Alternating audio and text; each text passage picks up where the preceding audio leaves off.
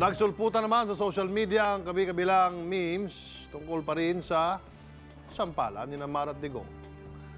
Tila poster ng main event sa boxing ang isang ito na nakalagay pa ang address ni Pinoy.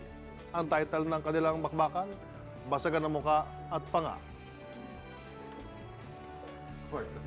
Wart on your face.